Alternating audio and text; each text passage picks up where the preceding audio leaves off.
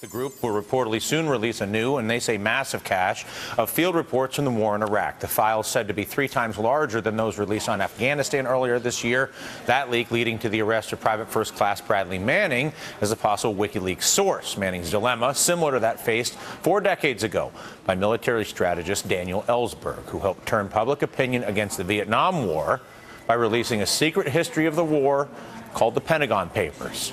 That story, the subject of a new documentary from PBS. It was a crime from the start, carried out by 4 presidents as revealed in this study. And now a 5th president was doing the same, with no end in sight. Daniel Ellsberg, whatever his intentions, gave aid and comfort to the enemy. And under those circumstances, that is inexcusable. It is our pleasure to welcome former military analyst and Vietnam War strategist Daniel Ellsberg. It's a pleasure to see you again, Mr. Ellsberg. Thank you. What is your perspective on the relationship between the military, the truth, the government, and the people today compared to 40 years ago? Truth to the public is not much of a consideration for the military.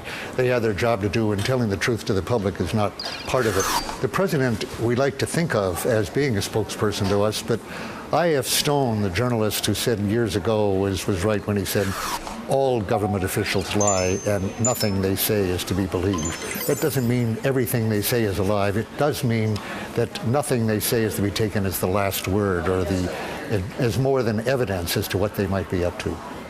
Former Bush speechwriter Mark Thiessen out recently talking about WikiLeaks, and I want to read a little bit of this to you. He says, WikiLeaks is not a news organization, it is a criminal enterprise. Its reason for existence is to obtain classified national security information and disseminate it as widely as possible, including to the United States enemies, something you were accused of. These actions are likely a violation of the Espionage Act, and they arguably constitute material support for terrorism. That's a very serious charge under current administration and the laws.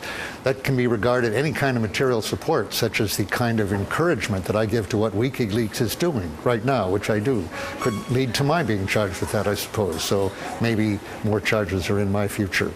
I noticed that Thiessen skirted a charge here that your clip from President Nixon was hinting at, too. Treason, when he says aid and comfort to the enemy. Those are the words of the definition of treason in the Constitution, but they're always accompanied by a phrase in the Constitution that never gets quoted.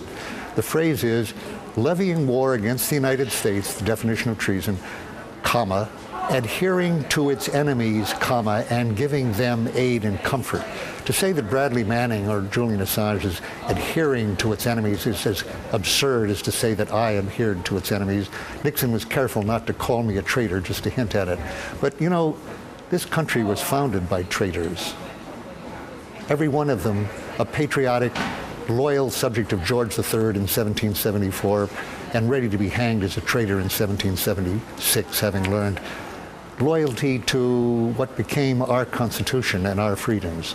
It's very hard. Treason is very narrowly defined in the Constitution just because our founders had been accused of it, rightly so in the eyes of George III. Some of them were arrested for it, and they didn't want it to be promiscuously bandied about as is done right now. So where then, though, is the compass when it comes to the handling of sensitive information relating to U.S. military activity overseas?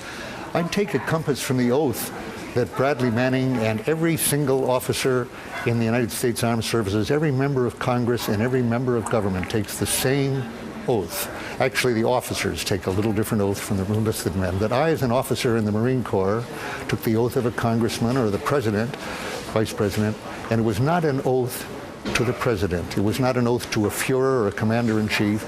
It's an oath to support and defend the Constitution.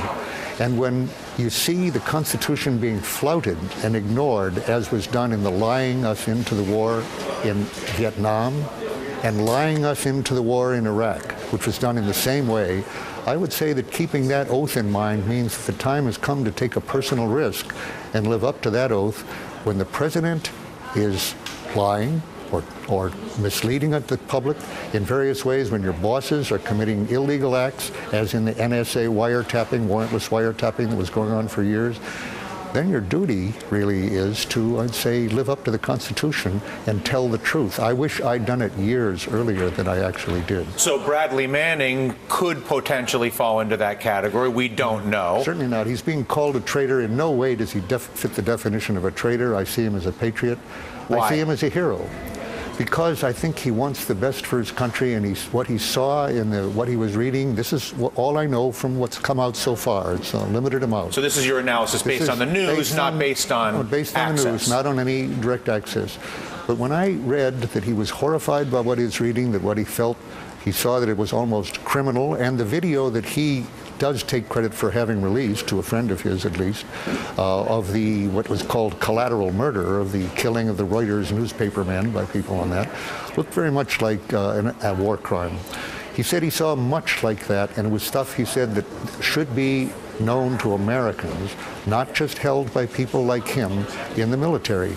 I recognize that point of view, and when he said to his associate, "I'm ready to go to prison for life or even be executed," I hadn't read anything like that for 40 years. I thought, that's somebody who is in the same state of mind I was in 40 years ago, and I respect him for it.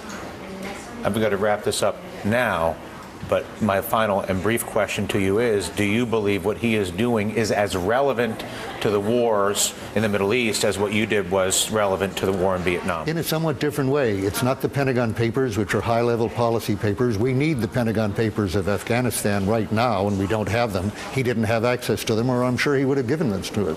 They're operational field, which reveal a deal of killing of Iraqis or Afghanistan people, and a lot, I think, that we ought to know about the role of Pakistan in that war, our supposed ally. What I've read so far in the Times, and also the other papers that have been released, is information I think the public should have had. So I think he was right to be willing to pay a very heavy personal cost, which he probably will pay. And I admire very much the fact that he was patriotic enough to do that, to pay that price. Right. Mr. Ellsberg, like I said, a real pleasure. Thank you for sharing some of your time and your point of view with us. Thank you. All right, Daniel Ellsberg, Pentagon Papers.